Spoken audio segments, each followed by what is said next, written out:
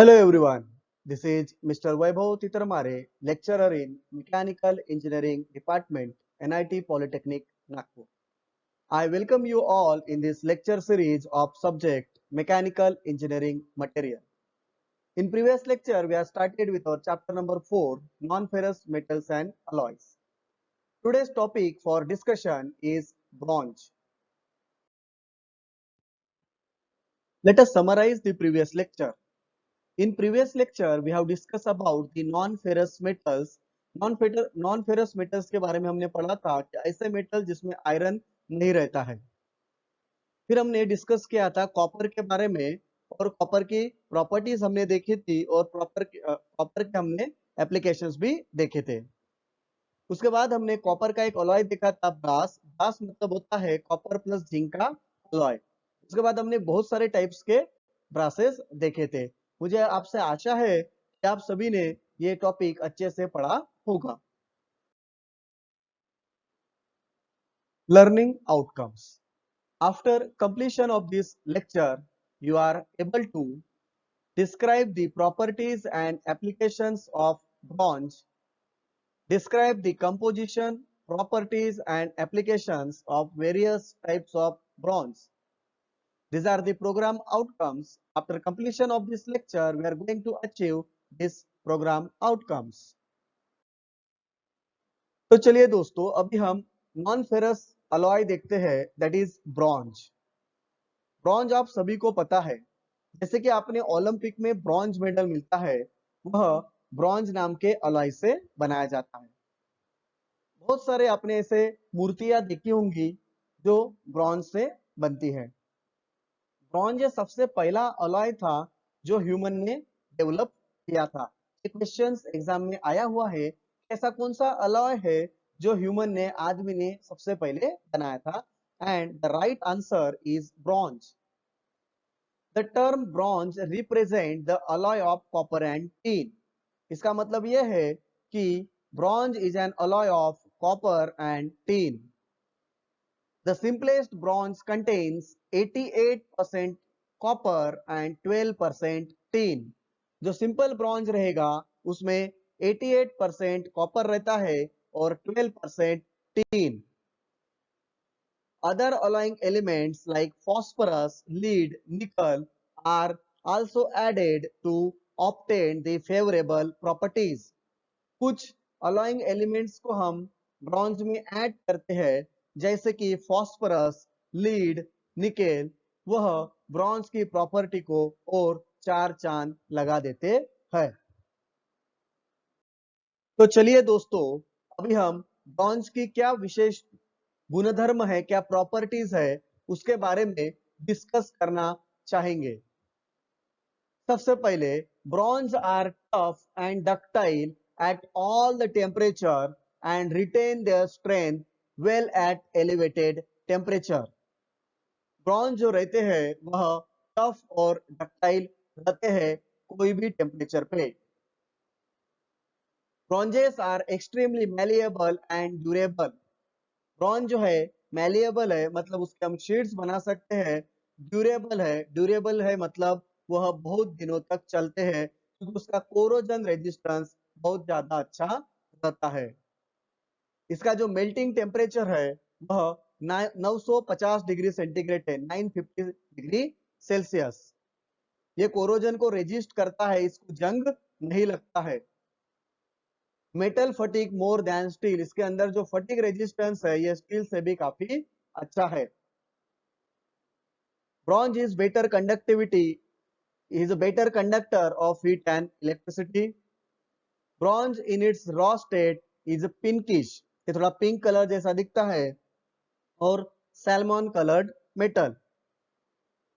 It is non-sparking, so it is often used to make tools which are used in combustible environment.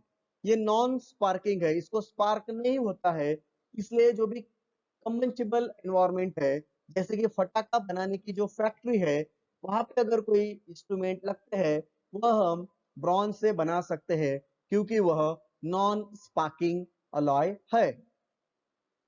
Its resonance also make it ideal for use in the casting bells. Bells मतलब जो घंटी रहती है, घंटा जो रहती है, उसे बनाने के लिए हम ब्रॉन्ज का इस्तेमाल करते हैं। It causes minimal friction, making it highly useful for the machine parts and other applications that involve metal on metal contact such as gears। जैसे इसका कोएफिशिएंट ऑफ फ्रिक्शन जो है म्यू, जो कोएफिशिएंट ऑफ फ्रिक्शन है वह बहुत कम है, इसलिए इसका जो यूज है गियर्स बनाने के लिए और बियरिंग्स बनाने के लिए हम इसका यूज कर सकते हैं।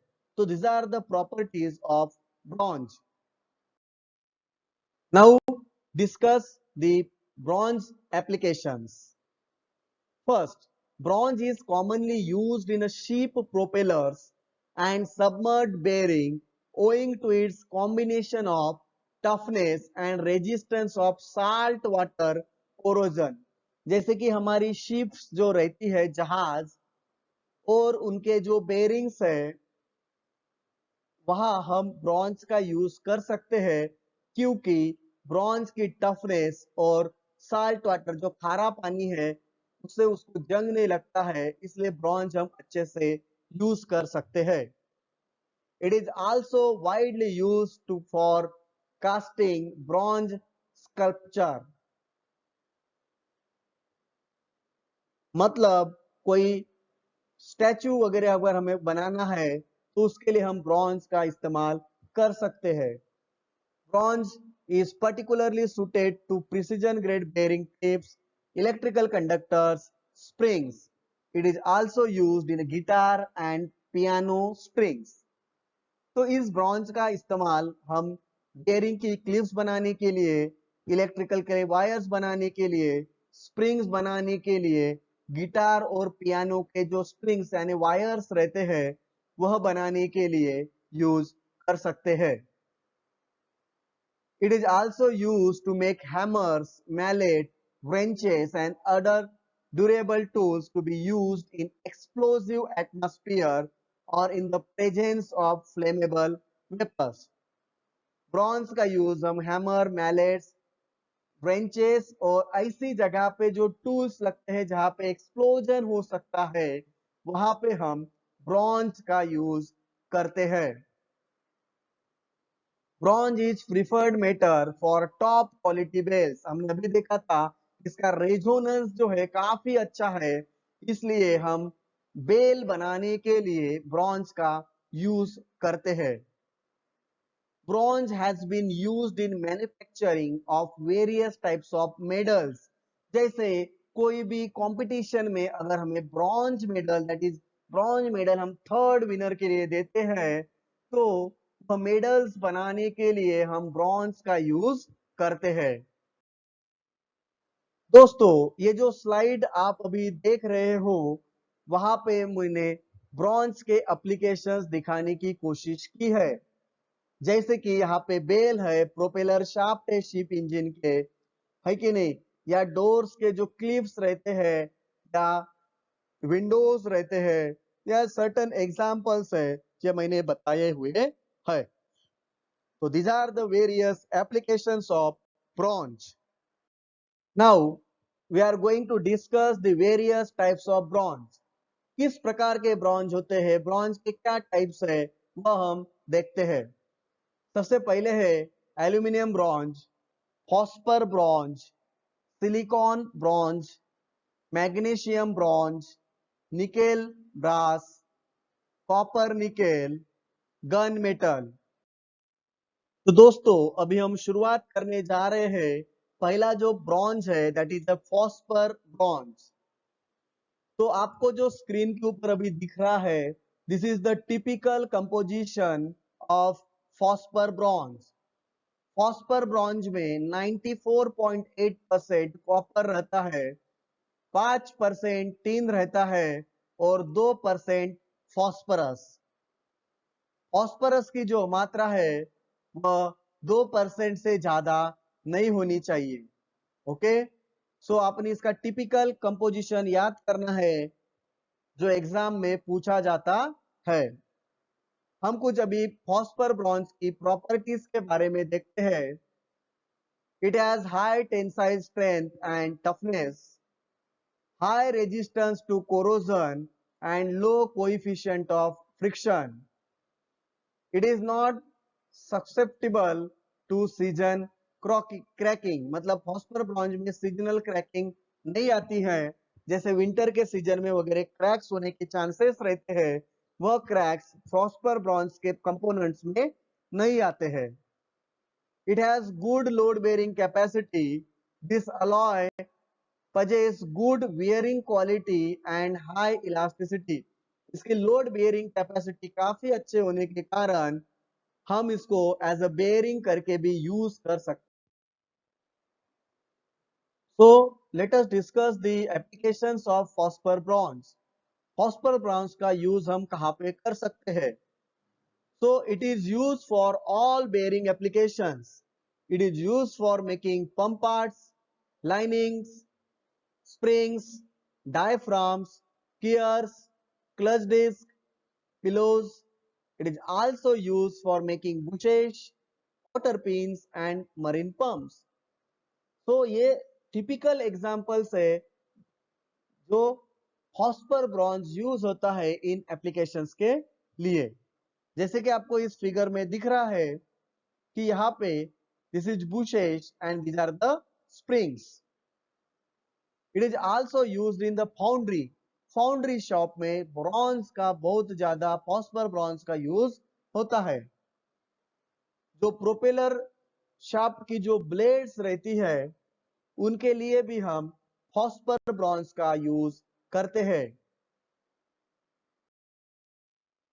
Now the second type of bronze is a silicon bronze.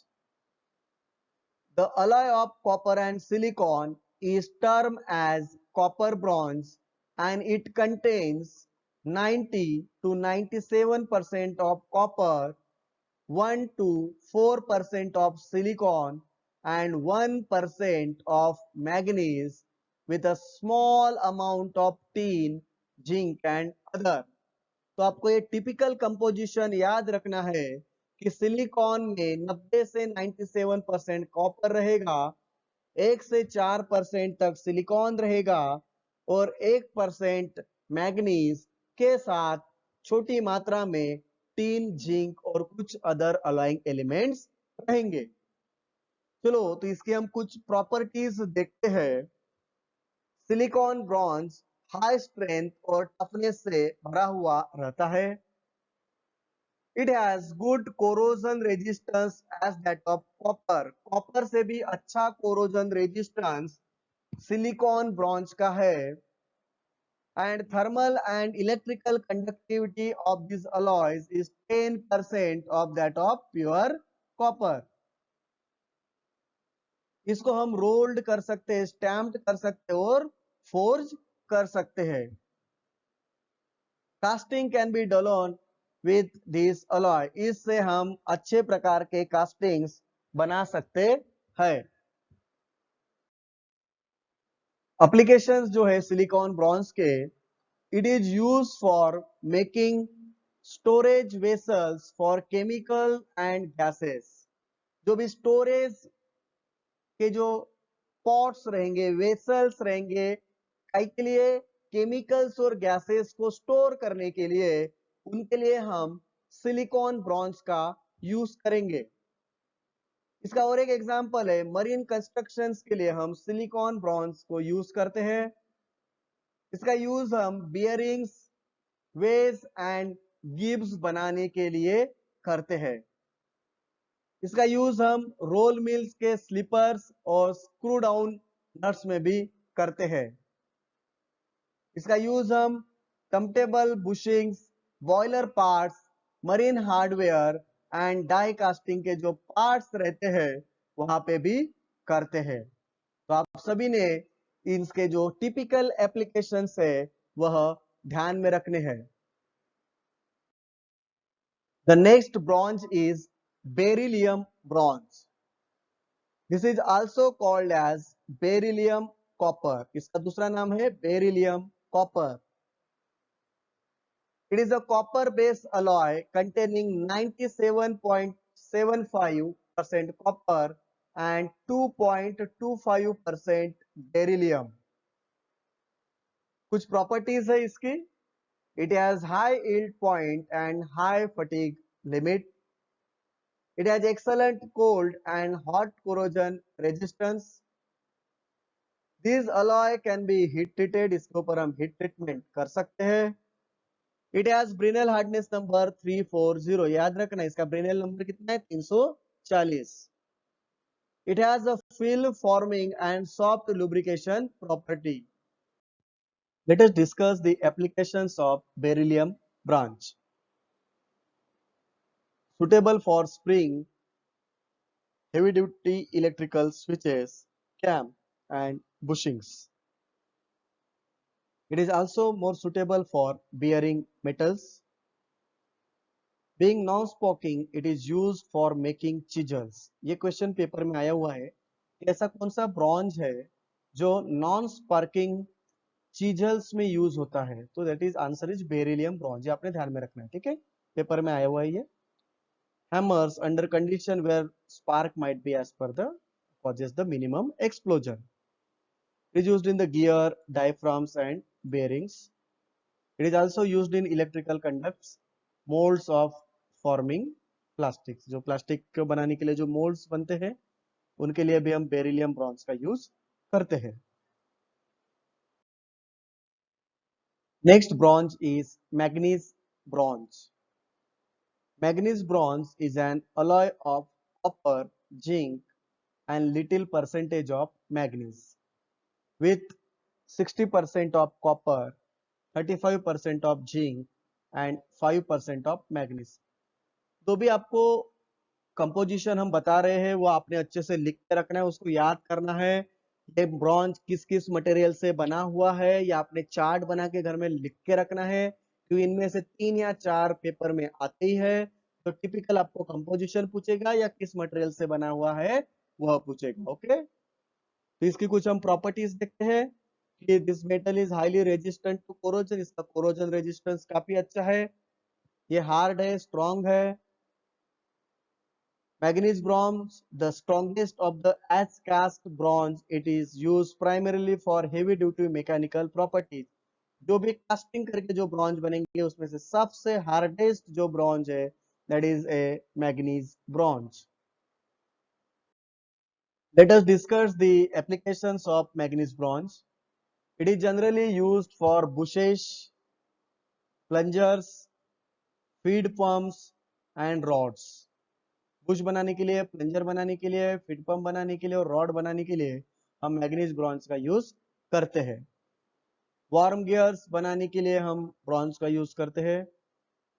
Brackets, shaft, gears, structural parts, screw down nuts, slow speed vehicles, gears, Gibbs, camps, free machine parts, levers, light duty gears, marine fittings, wall stem, propeller, machinery parts, ये जहां पे steel use होता है या malleable cast iron use होता है उनकी जगह पे हम मैग्नीज ब्रॉन्ज का यूज करते हैं. मतलब ये कितना इंपॉर्टेंट है ये आप समझ सकते हो. Next bronze is very very important gun metal. नाम में सुना होगा, गन बनाने के लिए, गन के बैरल्स बनाने के लिए हम गन मेटल का यूज करते हैं. तो इसका टिपिकल कंपोजिशन आपने ध्यान में रखना है. It is an alloy of copper, zinc and teen. इसका किसका अलॉय है? ये कॉपर, जिंक एंड टीन. इसमें कि 88% कॉपर रहेगा, 10% टीन रहेगा और 2% जिंक रहेगा. 88% copper, 10% tin, 2% zinc. It is known as a gun metal because previously it was used for making gun due to property of strength. इसमें ताकत अच्छी होने के कारण ये गन बनाने के लिए यूज होता था, इसलिए इसका नाम जो है गन मेटल है. इसकी हम प्रॉपर्टीज देखते हैं. इसकी जो टेंसाइल स्ट्रेंथ है वो 250 मेगापास्कल है. इसका इलोंगेशन जो है 20% है और इसका BHN नंबर, ब्रेनेल हार्डनेस नंबर 65 है. ये बहुत स्ट्रॉन्ग है, कोरोजन रेजिस्टेंस है. By adding small amount of lead, its castability and machinability is improved. अगर हम इसके अंदर लीड थोड़ा ऐड कर देते हैं तो इसकी कास्टिंग करने की या मशीनेबिलिटी की जो प्रॉपर्टी है वह इंप्रूव हो जाती है। और ये जो है सुटेबल नहीं है कोल्ड वर्किंग ऑपरेशन के लिए, बट इसका हम फोर्जिंग कर सकते हैं 600 डिग्री सेंटीग्रेड के लिए। ये काफी इंपॉर्टेंट अलॉय है या ब्रॉन्ज है। ओके, अभी हम एप्लीकेशंस ऑफ गन मेटल देखते हैं।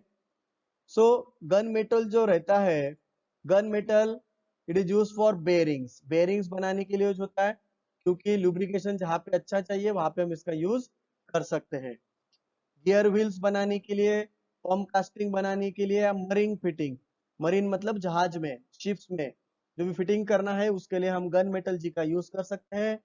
बॉयलर जो सोलर अपना थर्मल पावर स्टेशन बॉयलर रहता है वहां पे है ना, स्टीम बनाने के लिए, पानी से स्टीम बनाने के लिए जो बॉयलर की फिटिंग से वहां पे गन मेटल यूज कर सकते हैं। ग्लैंड्स में यूज कर सकते हैं, बुशेस को यूज कर सकते हैं, नट्स बनाने के लिए यूज कर सकते हैं।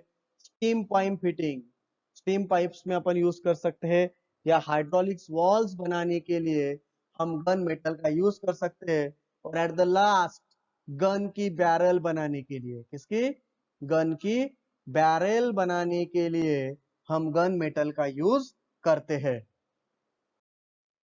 अभी हम देखते हैं next and last bronze is aluminium bronze. तो एल्यूमिनियम ब्रॉन्ज के बारे में आपने भी अच्छे से पढ़ के रखना है कि it is alloy of copper and aluminium. Okay, copper और एल्यूमिनियम का अलॉय जो है दैट इज एल्यूमिनियम ब्रॉन्ज, जिसमें 89 से 91% कॉपर रहेगा, 6 से 8% एल्यूमिनियम रहेगा, 1.5 से 3.5% आयरन रहेगा, 0.35 टीन रहेगा, और 1% मैग्नीज रहेगा। तो एल्यूमिनियम ब्रॉन्ज में क्या क्या है, कॉपर है, एल्यूमिनियम है, आयरन है, टीन है, और मैग्नीज है।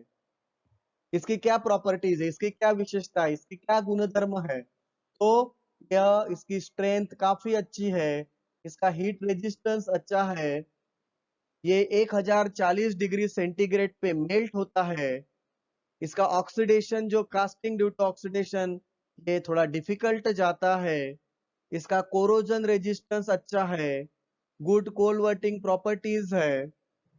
The commercial aluminium bronze are practically non magnetic. जो कमर्शियल एल्यूमिनियम ब्रॉन्ज है ये नॉन मैग्नेटिक रहता है, ये पेपर में आया हुआ है कि एल्यूमिनियम ब्रॉन्ज की प्रॉपर्टी आई है, which bronzes are non magnetic, तो aluminium bronzes are non magnetic. Okay, तो हम देखते हैं अभी एल्यूमिनियम ब्रॉन्ज के एप्लीकेशंस। तो एल्यूमिनियम ब्रॉन्ज कहाँ कहाँ पे हम यूज कर सकते हैं?